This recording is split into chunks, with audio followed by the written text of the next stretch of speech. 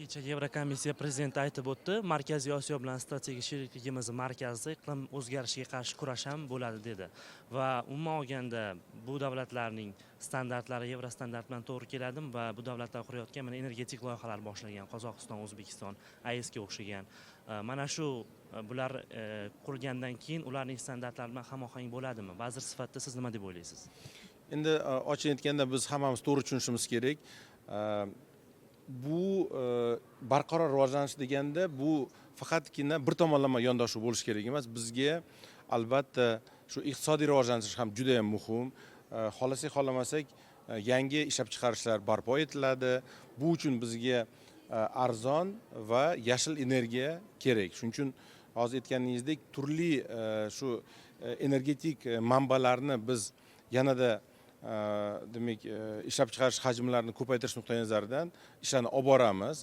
Lekin shu bilan birgalikda albatta biz ekologiya vazirligi sifatida o'sha amalga oshirayotgan loyihalarni birinchidan ekologik ekspertizadan o'tkazamiz va hozir aytganingizdek O'zbekistonda mana qonunchilik mavjud. O'sha qonunchilik doirasida biz uni qanchalik o'sha talablariga mos yoki mos emasligini ham o'zimizning xulosalarimizni beramiz. Lekin umuman olganda mana shu hozir aytdingiz, Yevropa ittifoqi bilan shu 5 ta Markaziy Osiyo davlatlarining rahbarlari muloqotga kirishib, yangi imkoniyatlarni yaratib berganligi juda ham katta qadam deb o'ylaymiz. To'g'ri tushuninglar, hech qachon oldin bunaqa bo'lmagandi.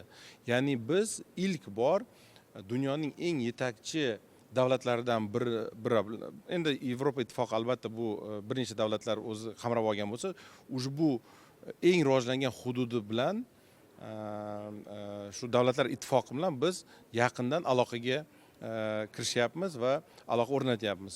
Va mana aytganingizdek, von der Leyen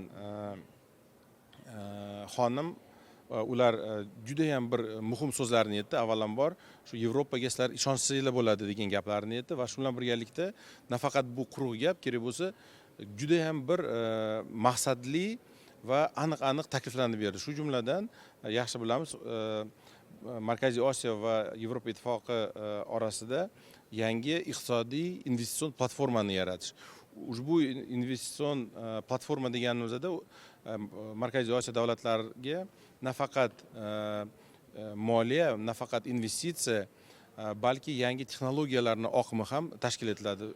Endi ochiqni aytish kerak, buni ham biz to'g'ri tushunishimiz kerak. U davlatlarda haqiqatan ham juda ham bir ilg'or texnologiyalar mavjud. Bizlarga oldin ochiq aytganda qo'limiz yetmasdi bu texnologiyalarga.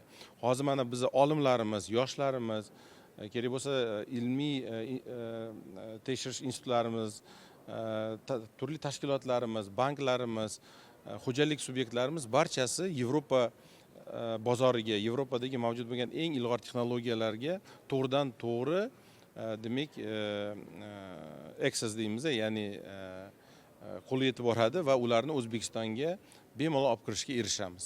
Rahmat.